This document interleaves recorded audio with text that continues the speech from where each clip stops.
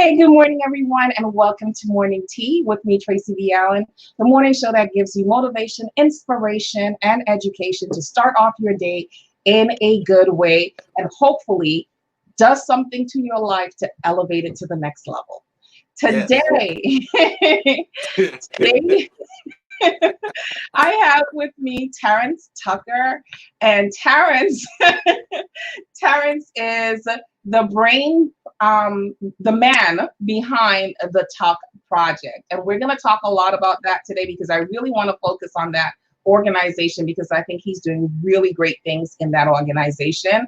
But he's going to tell us a little bit about himself, some backstory about how the Tuck project came into fruition, and then we're going to take it from there. So Terrance, go ahead and introduce yourself to the audience. Actually, first of all, first and foremost, thank you for having me. Thank you You're for welcome. having me. You know, you are a huge inspiration to me. So thank you so much for having me.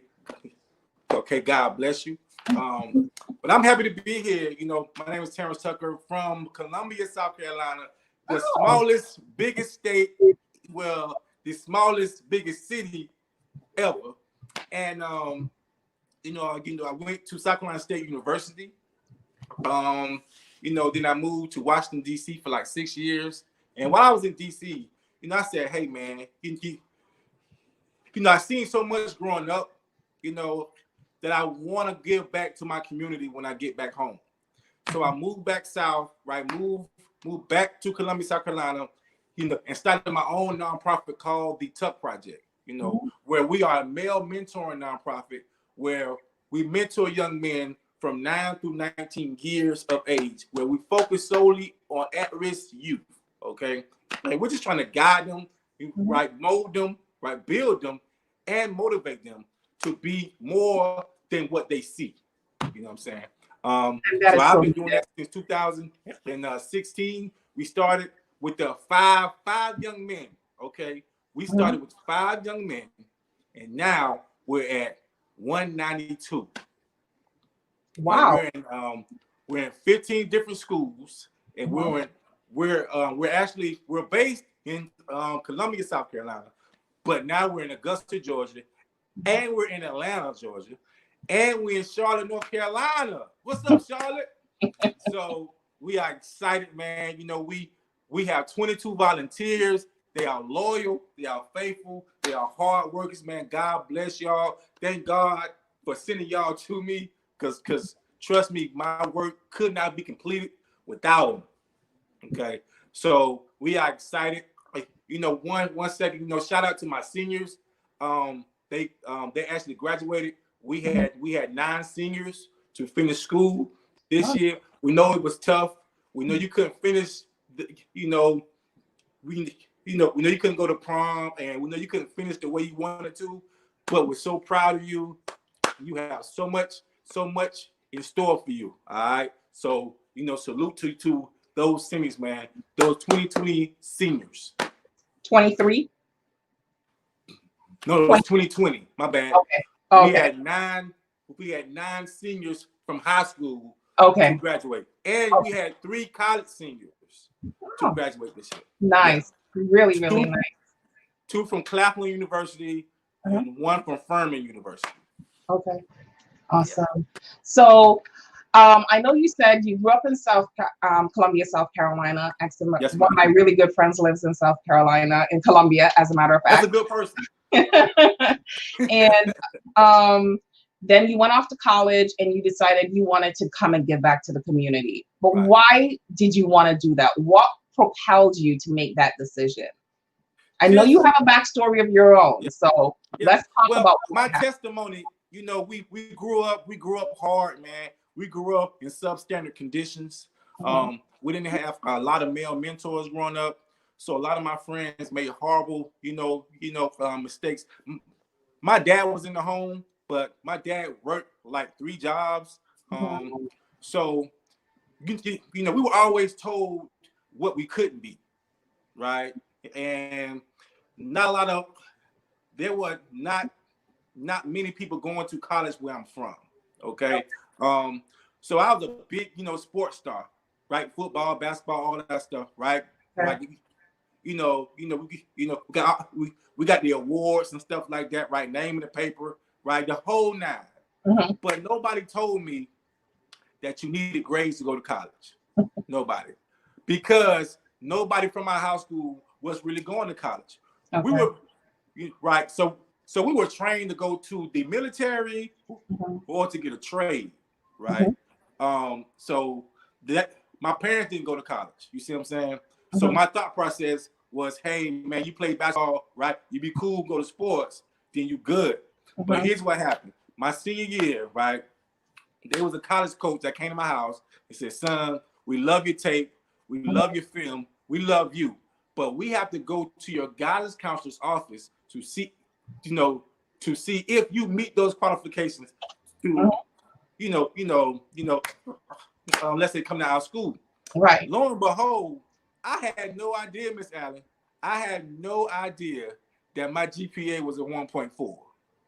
Really? A whopping 1.4. But so I was your like, counselor never spoke to you? Ma'am? Your counselor never spoke to you about it? My 10th grade year, my mother, me and my mother, we were in my guidance counselor's office. Miss Cargile, my mother was sitting right here. She told me and my mother that she said that your son, he's not college material. So I believe that because she's the professional, right? So she knows more than me, obviously. So my thought process from my sophomore year was, well, she knows more than me, right? So I'm not going to college. You see what I'm saying? So that was my mindset going forward. So I had no idea, that you needed to actually take these tests to go to college and all this stuff like that. Right. The SAT. Nobody told me none of that stuff. So when I left high school, right, most of my little friends were like going to college. My next step was a janitor for Dutch Park High School. Okay. So I went from being a superstar athlete, right, name in the paper, all that stuff, to being a lead janitor with a bunch of keys on my hip, mopping floors, right, and sweeping, right. Not to cut you off, but you were not able to get a scholarship, a sports scholarship, because you didn't have the grades to support the scholarship. Exactly. So I, which was heartbreaking, because you put so much work into sports, right? And your parents see so much in you, but I did not see nothing wrong with being a janitor because my mother was a janitor part-time. Okay. So I had no problems with the whole blue collar life, right? Right. There was nothing wrong with hard work, okay? But there was a man named Dr. Witt who was the principal for that particular school during that time. He came to me one day, and he asked me, said, son, what are you doing here? I was like, what you mean it's my shift? What you mean what I'm doing here?